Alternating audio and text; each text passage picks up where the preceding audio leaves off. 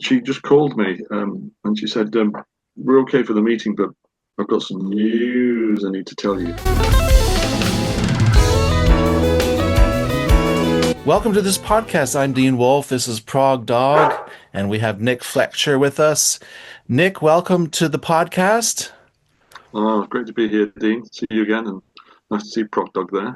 Yes, yeah, he came along this time. We talked 1 year. I looked at the calendar. It's almost exactly to the day 1 year ago we Yeah, talked. it probably would be. Yeah, you're Yeah, right. and that was when you did your last release of your last solo album. Yeah, Do you follow a kind of schedule? yeah. I do tend to like to release stuff in the fall because if you release stuff too late, you're getting into Christmas, and that can be awkward. And if you release in the summer, well, people are on holiday, people are away, so they don't really. So it's timing. I think spring is a good time to release albums, and also the back end of the year. It's funny, immediately comes to mind is one of my favorite bands growing up was Rush, and they did the same thing as every September or October they had their album come out. So your new album is out, but of course I'm familiar with your older albums too. The last interview we had, it's funny, I went back to our interview just to sort of scan quickly the beginning, and funny enough, the first thing I started talking about was your drummer, because your drummer in your Mm, last album, your last two albums actually, was Anika Nilles, and of course okay. she's all over the news right now, all over social media because Rush fans are just ecstatic that Yeah, Rush is getting back together after yeah, sort of ending their career 10 years ago. sure. And you've already played with Anika on two Yeah, albums already. Although this album, her bass player is playing on your album, but Anika that's is right. not on your current album. But Correct. you've got She was another. going to be. She was. Oh yeah, Okay. there's a story behind it. Yeah. Um, yeah, she worked on my previous two albums, The Quadrivium and A Longing for Home, and she was booked to do this album too, Mhm. the latest release. We'd got quite well into the recording process, and I'd sent her the material, and we were discussing the tracks. She'd heard them, and we were organising a date to start recording. And we got a scheduled Zoom meeting, and she just called me, and she said, "We're okay for the meeting, but I've got some news I need to tell you." And now everybody knows what that news was. Yeah. And so the thing is that she'd been working sort of secretly with Rush for a little while before that, doing rehearsals and what have you. It wasn't totally sure. I mean, they weren't totally sure which drummer they were going to go for. I don't think, but also at the same time, they weren't totally sure whether they were actually going to do it because they needed to feel that whoever they got needed to be the right person for it to work for them as musicians. Um, and so when she spoke to me, she said, "Well, yeah, I've actually got the gig, and I have to fly back to Canada for start rehearsals again in 2 weeks, and I've got a whole load of new Rush material to learn. So learning my material for this album that's just been released, and doing all that was a bridge too far for her, obviously, because it's a huge ask and undertaking. Um, so unfortunately, she had to pull out of the recording. Um, and had she had been doing the recording, then the album was released on the same day that the band announced that she was joining Rush. So that'd have been cool. But the thing was that she did say, "Well, I can do the album, but we're going to have to put it back." So probably wouldn't be well, we wouldn't be sat here now talking about the album being released because it would have been put back until probably next year for its release. And as I've already kind of more or less written my next album, I didn't really want to put that on hold too much longer. So we decided, well, between us, she said, "Well, maybe you should find somebody else." But of course, then you're into the issue of, well, who the hell do I get to replace Anika Nilles? Because now everybody knows how amazing she is. I mean, to get the drum chair in Rush, I mean, it's one of the biggest gigs for a drummer ever. to step into the shoes of Neil Peart. Yeah. It's a bit of a tall order, and you've got to be pretty amazing to be able to do it. And I mean, Anika's brilliant. You know, she is so good. She'd be great for the job. No problem there at all. But I was faced with a similar dilemma. It's like, well, who do I get to put in their place? But fortunately, I'd already been talking with this guy, Roberto Porter, who lives in Italy. We've been speaking for quite a while, and it's always been in my mind to work with him and do an album with him at some point. In fact, the next project that I'm thinking and working on at the moment, he was the project I wanted him to do. Anyway, I said, look, Roberto, I really need you to come on board with this album if possible. And he said, yeah, it's great, I'd love to. So Anika walked out one door and Roberto walked in the other. So it was really good fortune in that respect, because Roberto is a magnificent drummer, so it wasn't a case of like I had to find somebody to make do. Far from it, I was able to find somebody who could fit straight in and hit the ground running with material that I've written. Yeah, because similar to your last album, the drumming did jump out at me, and I think drumming is so important in jazz fusion rock, which is kind of the genre you're working on. I mean, it's prog, prog jazz fusion, right? Yeah. So I would say the first thing that jumped out at me was the drumming by Roberto, and also the bass playing, because I know you have Jonathan Cunhado,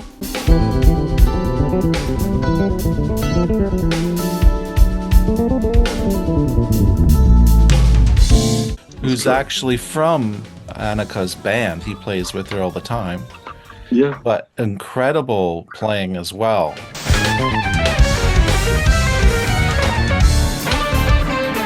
All my albums I like to have a concept to work with.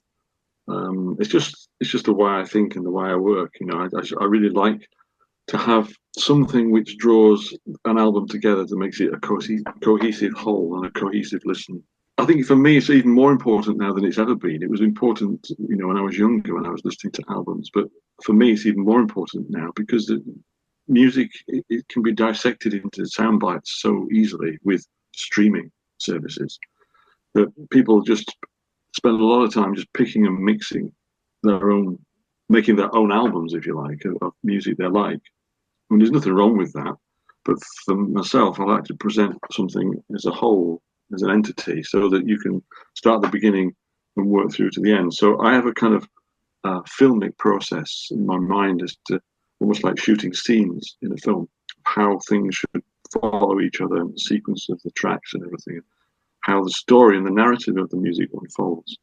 So that's important to me. And so having a concept gives you something to sort of hang that onto, gives you a peg to hang that idea on. And this particular concept of the writings of Carl Jung is quite close to my heart, because it's all about, obviously psychotherapy, and having undergone psychotherapy myself over a period of time, it's a subject very close to me, and I wanted to research it more. And of course, Carl Jung was probably the chief protagonist of this form of psychotherapy.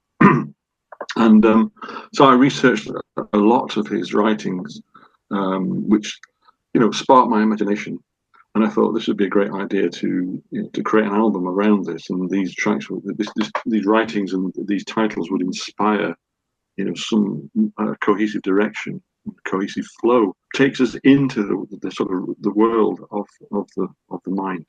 And a bunch of the writing that I was interested in was kind of connected with working with what he called the shadow self and so forth, and this other side of the human psyche that he actually informs who we are, but we don't realize it's informing us. We don't realize why we behave in certain ways, and why we think in certain ways, and how we react in certain ways. It's almost like we're just on automatic pilot. Yeah, and of course, some of those interactions that we have with other people and with ourselves even can cause us stress and problems. And so, going into yourself and through analysis of psychological analysis, it really helps unravel your personality and to understand more about who you are and how you tick and why you are like you are. And this idea that there's this other part of us which is in the shadows, which is informing all that, and we don't realize it often until we come to a place of crisis. We start to unravel, where we're forced to look at that, and in order to deal with the things and move forward and to create some kind of sense of wholeness. For you, is music what grounds you? Because I know I have to pick up a guitar and just sit and play, and it really helps to Yeah, ground me. yeah, Yeah. totally. It's Mhm. yeah, making for me playing music is therapeutic in itself, Yeah. because it takes you to another place where you can zone out all this crap that's going on, both Yeah. sometimes within yourself, but as you say, within the world. The whole world seems like it's a bit unhinged at the moment. Yeah, it Um, does. off axis, I think is what I'd probably say. Sure. Um, so yes, I totally agree. That's how I feel. But even more so for me, I feel like creating music. When I write music, that's when I'm really at my uh, happiest with things. Really, is when I pick up the guitar or just have ideas and just write them down. Uh, and working on creative ideas, it really helps me to center myself and to, like you say, it takes you away from all the things that are maybe bothering you, and you're able to channel all that stuff in a creative way, which I think it's really useful and helpful if you have the ability to do it. It's Yeah. great. Yeah. Well, you played in John Hackett's band for a Mhm. decade or more, right? Well, I'm still working with John. Yeah, yeah. We've Yes. been going for 10 years, but we're still doing stuff. And this Yeah. year we've been out on the road doing music, which is celebrating 50 years of Voyage of the Acolyte, because that was an album that John worked on with Steve 50 years ago. And so Wow. we've been touring tracks from that quite a lot this year, which has been really quite successful. Really, people have really enjoyed it. It's gone down really well. Does that intimidate you to have to perform Steve Hackett guitar work? Um, well, not really. I mean, I know. I mean, maybe if I'd have done it a few years ago, if I'd done it maybe 15 years ago before I met John, I would have been very intimidated. But I mean, I've become quite good friends with Steve as a result of working with John, and we know each other quite well now. And so after spending many times talking with Steve and discussing his writing, his contribution to Genesis, and the way his approach to guitar playing and everything, it doesn't make me feel intimidated anymore about it. I feel really proud, and I feel really honoured that we can go out on stage and we can play some of this material, which honours that album, which was an influence on me when I was growing up. So it's a real privilege to do that, and but I don't feel intimidated by it, because I'm able to put my own stamp on it and take it in my own sort of do it in my own way. Hmm. So yeah, so it's great and I enjoy it and it's a privilege. But I don't really feel intimidated. Not now. Not knowing Steve, he's a very gracious guy, and he's always been a great encouragement to me with everything that I do. So it's good. I wanted to ask you a little about your tone as a guitar player. Uh-huh. Certainly, as a guitar player myself, and there's going to be guitar players who watch this channel too. Curious about your tone and Mm. how you approach playing. Like for example, on this new album, you do some synth work. I heard that. That was really Mhm. cool. Yeah. Remind me a little of Pat Metheny, who also did Mm. some of that kind of work where he used a synthesizer and Yeah. I don't feel like it's blocking who you are or anything. It's like I can still hear you're shining through the notes. It is a different texture, I guess. That's probably what Mm. you're after. So, how do you approach it with your guitar tone, for example? Well, I mean, my standard sort of guitar tone is I use when I'm playing live, I use Blackstar equipment, which I really really like, which is a UK based manufacturer. So they have this sort of control on it, which emulates the sound of vintage British amps, and also the more American sounding amps. And depending on where you put it, you can get a different sort of valve amp sound within that amp. So if you whack it up full, you end up emulating more of pretty much very similar to a Mesa Boogie, which is a much for me, is a much nicer sound, particularly for the fusion stuff. And when I'm in the studio, I'll either use that, or I would use, or just use, occasionally using some plugins and so forth, with using Mez's triple rectifying amps. So that's the kind of basic sounds that I would use, and that's what I'm after. But I also use other amp simulations sometimes in the studio to get different tones. And I think on this album I did a bit more clean playing as well in places, where there's a bit of crunch to the edge of the sound, but generally speaking, it's quite clean. Just felt that's the way the track really needed to go. It's like when you're working on a track and you try a sound, and you might be your signature sound. You think, oh, this is the sound, this is me, and you play it in the context of the track, and it's like, oh, it's not really working. This is a bit disappointing.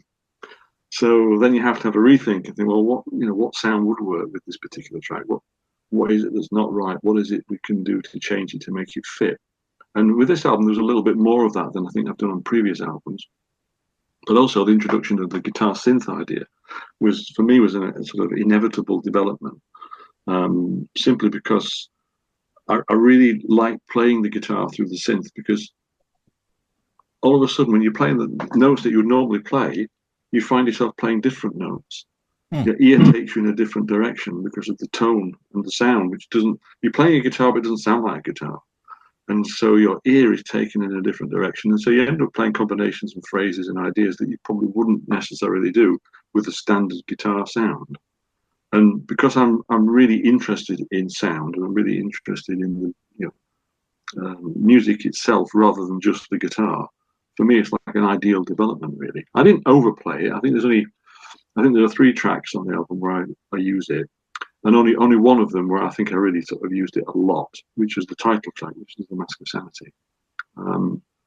But on the other 2, I used it more sparingly. But I really loved introducing it into the mix, and it just takes things in a slightly different direction. And I say partly because it makes you play differently, you hear things differently. And so instead of playing the usual sort of like, your fingers will fall into patterns, don't they, sometimes, of what you've practiced over years, and it becomes just what you do.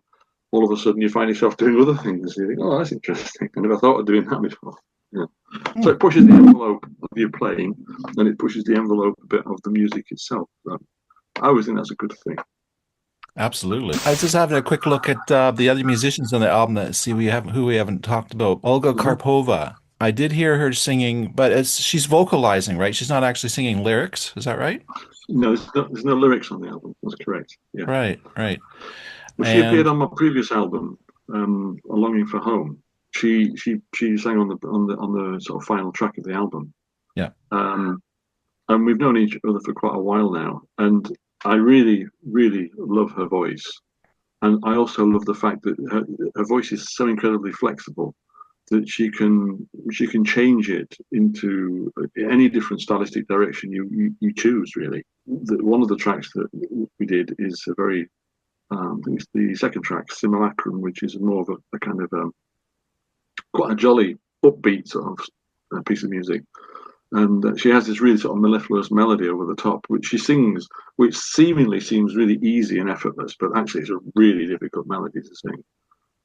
It wasn't too difficult to play on the guitar, but for someone to sing was really difficult. In fact, when I said to her, would you mind singing this melody? And she wrote back and said, do you seriously want me to sing this melody? I said, well, yeah, you can. So she really said she'd give it a go, and she did a great job. Because she's got such a really great range and a great approach to singing, which means that she can morph her voice very easily into different styles, even within the context of one track, like on the track called The Shadow Magician. There's a little bit where she comes in and it sounds a bit operatic, and then all of a sudden it changes into something more, Middle Eastern sounding, and then it ends up in a scream and all this kind of stuff. And then in that track further on, and she duplicates the melody with the guitar and a kind of Norwegian folk singing kind of voice. And so, she's a great major talent. Yeah. And you've got Claire Lindley playing violin, which is really cool. So how did you decide, like, you just say, oh, I want to hear a violin in this tune, let's try it out? Or did you just did you feel called, like it just seemed like that would be the right voice for that song? Or? Well, I really like the violin. One of the big names of the early 70s was the Mahavishnu Orchestra. And Jerry Goodman, who was was the original violinist with a fantastic sort of almost country jazz kind of approach to playing. He wasn't a jazz musician as such, but he could handle all that, all that weird stuff that John McLaughlin threw at him. And then he was replaced by Jean-Luc Ponty, who was more of a jazz player. But the sound of the violin in the early Mahavishnu albums is always resonated with me. I always thought this is fantastic. There's a great energy between the guitar and the violin that I really enjoyed when I was a kid. And I thought, I'd like to use that at some point in a recording. And I thought of Claire because Claire's a great progressive rock musician. She plays with Big Train, quite a big progressive band. And so her approach to playing is, she's not typecast as a jazz or rock or classical player or, whatever. She can change from one thing to another. And there was a piece, the opening piece, which needed a very, very classical approach to playing. And then some other stuff, we needed more rhythmical ideas and also a more kind of slightly edgy folk kind of earthy sound to the violin in places that I wanted. And so Claire was the perfect choice, I think, for me, because she brings all that together and brought that to the tracks. And when I listen to some of the tracks, it does evoke for me the sound of those bands of the early 70s that incorporated it, which is what I wanted, really. Mm-hmm. So I'm pleased with how it turned out. And it's just also, again, it's a different sound, it's a different direction. It creates, rather than just going down the tried and tested route, saying, we could put a keyboard part in there or put another guitar part in there. It's nice, again, to think, well, actually, why don't we try something else? And let's just sort of like shake it up a little bit. Because a musician who writes stuff, obviously you have your trademark sounds and the way of writing that becomes apparent over a period of time with different recordings that you make. But every recording that you make should have its own narrative and distinctive direction and flow. In much the same way, like a director of a film, you can generally tell if you're quite into film who's directed it, because there's a certain flavour in the way in which they've edited the work and how they've filmed it and how they've pieced it together and the coloration of the film and all this kind of thing. You can tell, but it's a different story every time. Christopher Nolan's a great Hollywood director, but he did Batman movies, but he also did some science fiction stuff as well, and he did some wacky stuff like Inception. They're all very different films, but they still have there's something about the flavour of the films that makes you think it's a Christopher Nolan film. The way in which it's put together. So I like to think in those terms when I'm creating an album. Really, I can't imagine ever abandoning the album concept of a group of songs that are all together. And I guess for your latest album, would you say that all of the tunes were all written sort of at the same time, or did you find you were bringing some up from the past, or how did it work with this new album? Was it all from scratch? Yes, it was. Yeah, pretty much all my albums are done like that.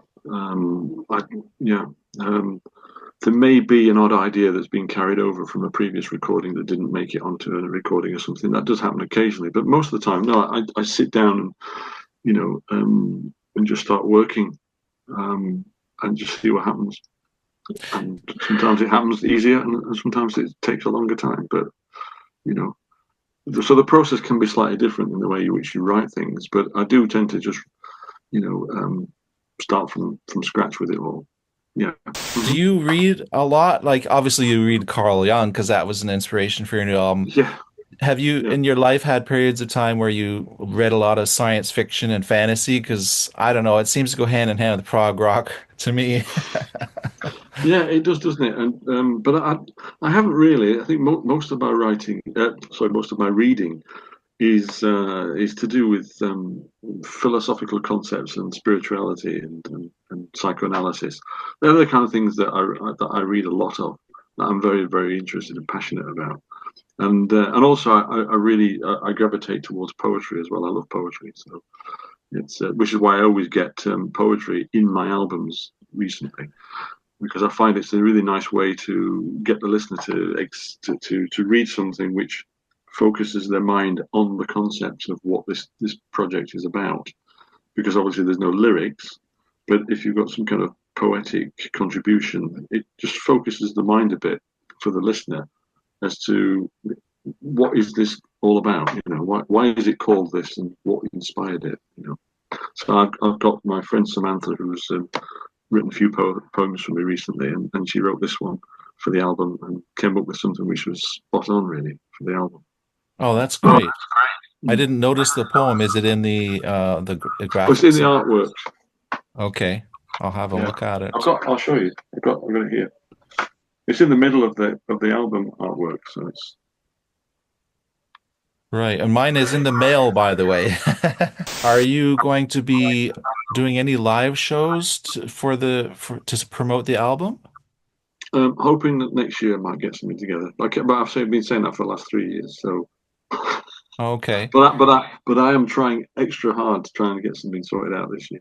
It's a question of getting the right people together, because to make the albums sound like they do, it's so important to have the right musicians. And so that's my biggest difficulty, actually, is the logistics of finding the right musicians, because I don't want to play this music with anybody.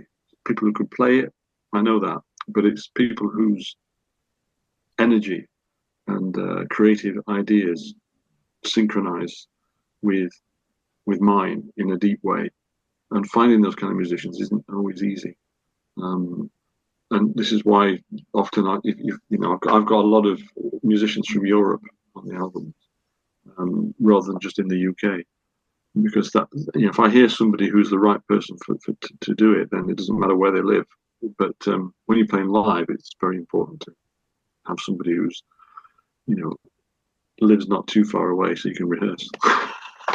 Yeah, that's the practical considerations are huge, aren't they? Absolutely, yeah. And noticing a trend in your album covers, they kind of Yeah, have a surreal photography. I'm not sure if it's exactly photography yeah, or yeah. if it's digital It is. photography or. No, it's just photography, but it's surreal. Is the right words to use, probably. It's quite abstract. But Right. I And like using that. I like using that kind of idea, because I think it kind of. I've thought these things through quite a lot. It takes me a long time to think what are the right photographs to use and how to combine them. But it's really important for me that element is given to people, because again, it's a way of focusing the mind on what does this mean. There's a meaning behind all the pictures. What is the meaning of it? What is it getting at? And so it's a way of just engaging the listener before they even put the music on. It's like, well, what's this? What's going on? It's almost like a picture puzzle of, and I Mhm. quite like that myself when I look at albums. I like to, it gets you thinking about what you're going to listen to, and how does that synchronize with what you're hearing, and it's all part of the fascination for me of albums, and that's why I like to present it in that way. I don't know if you have any clue, but you said Anika was one of other drummers that were auditioned. Obviously, she wasn't the only one. Did you hear at all any other names that were No, maybe she didn't even know, eh? no, maybe not. No. Yeah. Well, really happy that you get to work with her because you got the Oh, it's exclusive great. there. You beat Yeah, Getty and Alex, you know. It's you had it, yeah, yeah, you worked with her first. So yeah. It's great. congratulations